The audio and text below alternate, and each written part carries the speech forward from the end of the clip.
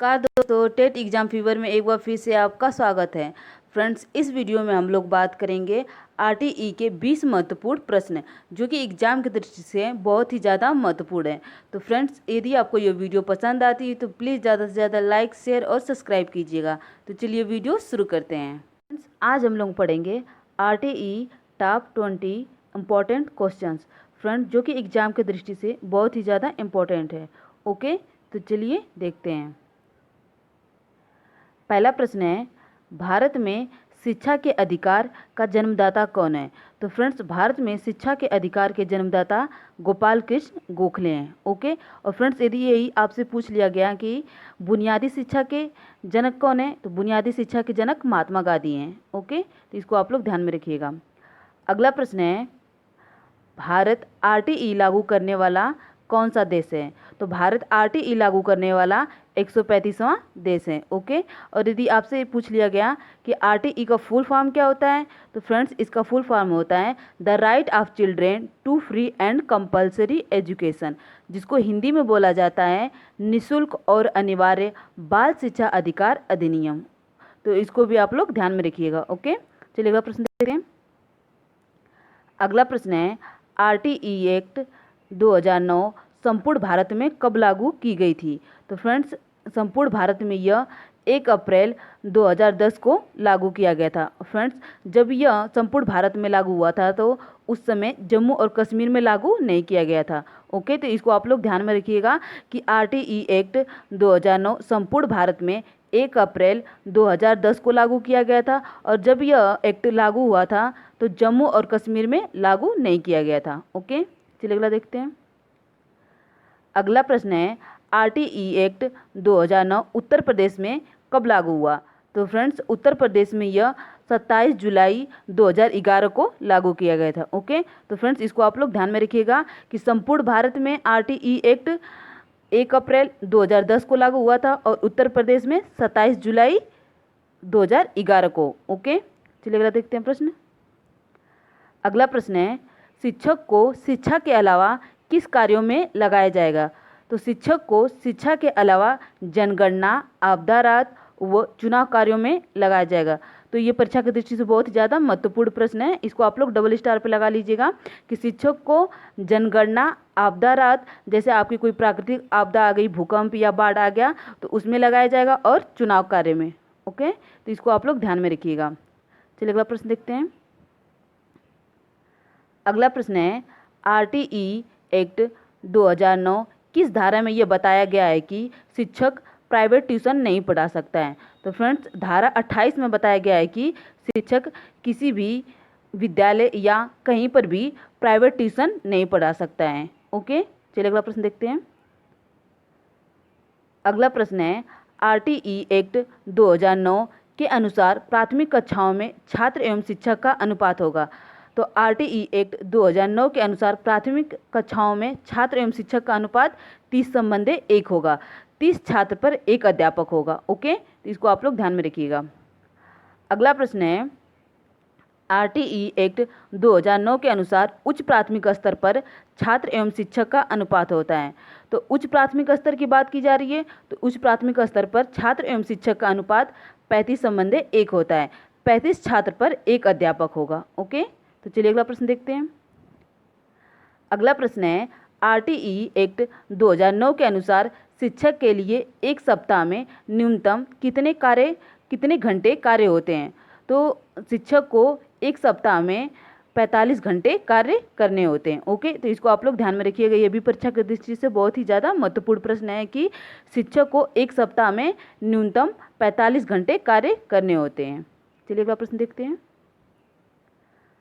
अगला प्रश्न है, आरटीई एक्ट 2009 के अनुसार प्राथमिक स्तर पर न्यूनतम शैक्षणिक घंटे व कार्य दिवस होता है। तो फ्रेंड्स, यहाँ पर प्राथमिक स्तर की बात की जा रही है कि न्यूनतम शैक्षणिक घंटे व कार्य दिवस।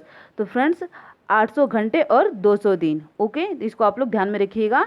यदि आपसे परीक्षा में पूछ लिया गया कि आरटीई एक्ट 2009 के अनुसार प्राथमिक स्तर पर न्यूनतम शैक्षणिक घंटे व कार्य दिवस, तो फ्रेंड्स, दोनों बात एक ही है, 800 घंटे व 200 दिन। ओके, चलिए अगला देखते हैं प्रश्न। अगला प्रश्न है, आरटीई एक्ट 2009 के अनुसार उच्च प्राथमिक स्तर पर न्यूनतम शैक्षणिक घंटे व कार्य दिवस होता है? तो फ्रेंड्स इसका उत्तर है 1000 घंटे 220 दिन। ओके, फ्रेंड्स दोनों बात एक ही है यहाँ पर, घंटे और दिन, या आप 1000 घंटे बोलिए या 220 दिन बोलिए। तो फ्रेंड्स इसको आप लोग ध्यान रखिएगा। यदि प्राथमिक स्तर पर पूछा जाए कार्य व घंटे तो 800 घंटे और 200 दिन। यदि उच्च प्राथमिक स्तर की बात की जाए 6 से 8 तक की बात की जाए तो 1000 घंटे 220 दिन। ओके, चलिए अगला देखते हैं प्रश्न। अगला प्रश्न है आरटीई एक्ट 2009 के कौन से अध्याय में निःशुल्क व अनिवार्य शिक्षा के अधिकार के बारे में बताया गया है? तो इसका उत्तर है अध्याय 2 और धारा 3 में निःशुल्क व अनिवार्य शिक्षा के अधिकार के बारे में बताया गया है। फ्रेंड्स आरटीई में 38 धाराएं हैं और 7 अध्याय हैं, एक अनुसूची है। ओके, तो इसको आप लोग ध्यान में रखिएगा। यदि आपसे परीक्षा में पूछ लिया गया कि आरटीई एक्ट 2009 में कितनी धाराएं हैं तो 38 धाराएं हैं, 7 अध्याय है और एक अनुसूची है। ओके, और फ्रेंड्स यदि आपसे यही प्रश्न पूछ लिया गया कि किस अनुच्छेद में निःशुल्क व अनिवार्य शिक्षा के अधिकार की बात कही गई है, तो फ्रेंड्स अनुच्छेद 21 में अनुच्छेद 21 में कहा गया है कि 6 से 14 वर्ष तक के सभी बालकों को मुफ्त एवं अनिवार्य शिक्षा उपलब्ध कराने का प्रावधान है। ओके, तो इसको आप लोग ध्यान में रखिएगा। अनुच्छेद 21 में कहा गया है कि 6 से 14 वर्ष तक बालकों को निःशुल्क एवं अनिवार्य शिक्षा उपलब्ध कराया जाएगा। ओके, और यदि धारा की बात की जाए तो धारा 3 और अध्याय 2 में कहा गया है कि निःशुल्क व अनिवार्य शिक्षा अधिकार के बारे में। ओके, चलिए अगला प्रश्न देखते हैं।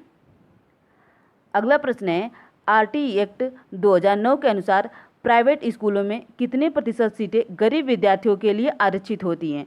तो फ्रेंड्स इसका उत्तर है 25% सीटें प्राइवेट स्कूलों में गरीब परिवार से जो आते हैं, गरीब परिवार से जो बिलोंग करते हैं बालक, उनके लिए 25% सीटें आरक्षित की गई हैं।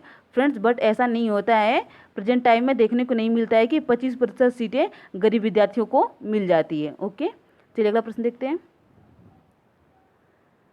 अगला प्रश्न है आरटीई एक्ट 2009 के अनुसार कक्षा 1 से 5 तक के बालकों के घर से विद्यालय की दूरी कितनी होनी चाहिए?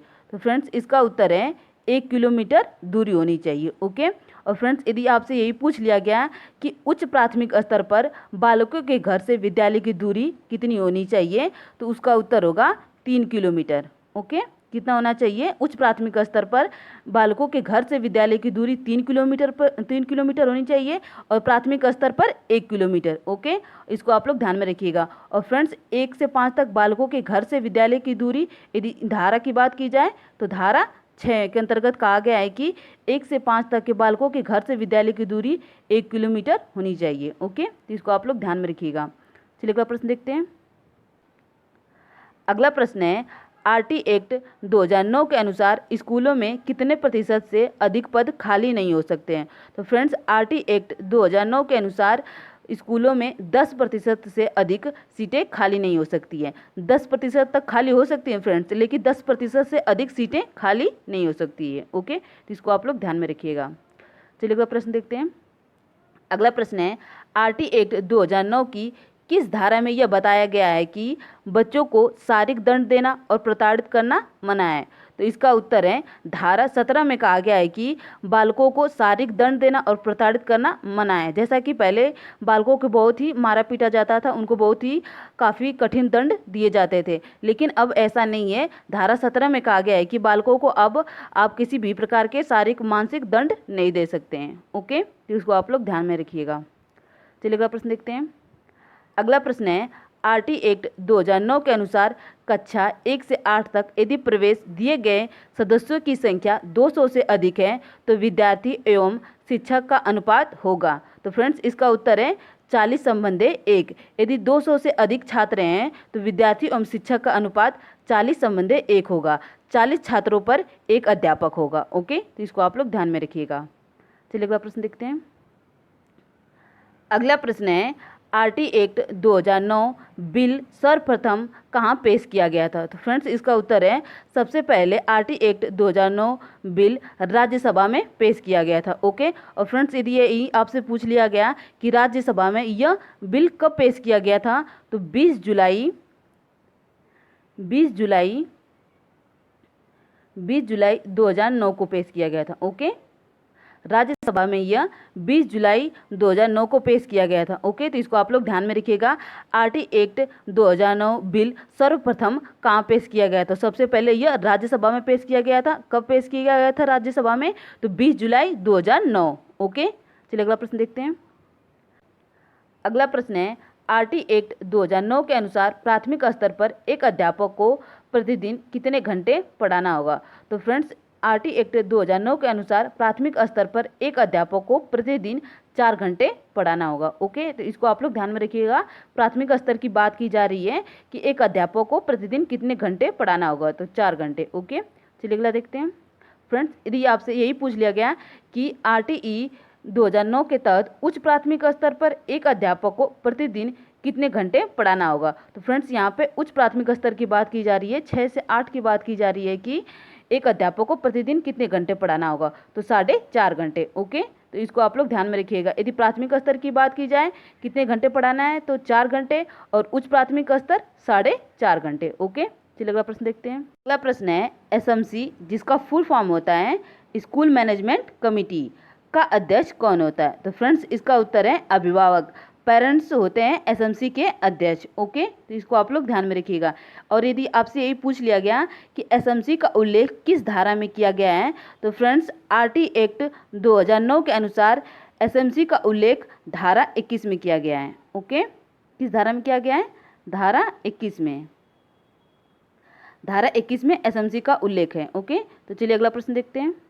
अगला प्रश्न है, शिक्षक के कर्तव्य व योग्यता का उल्लेख आरटीई की किस धारा में है? तो फ्रेंड्स, शिक्षक के कर्तव्य व योग्यता का उल्लेख आरटीई की धारा 24 में है। ओके, तो इसको आप लोग ध्यान में रखिएगा कि शिक्षक के कर्तव्य और उनकी योग्यताओं के बारे में कितनी उनकी योग्यता होनी चाहिए, धारा 24 में बताया गया। ओके, तो फ्रेंड्स, आज के लिए बस इतना ही। यदि आपको ये वीडियो पसंद आती है तो प्लीज़ ज़्यादा से ज़्यादा लाइक, शेयर और सब्सक्राइब कीजिएगा। धन्यवाद।